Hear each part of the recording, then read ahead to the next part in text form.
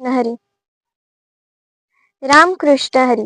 मी हबप ईश्वरी महारुद्र नागरगोजे, इयत्ता 6वी, राहणार जामखेड. आज गौंडरे तालुका करमाळा या ठिकाणी माझं कीर्तन होतं आणि मी त्या ठिकाणी गेल्यानंतर वसुंधरा वृक्षारोपणाचे अध्यक्ष खंडागळे साहेब व जावळे सर यांनी मला हे वडाचं झाड दिलं. त्यांचे देखील खूप आभार.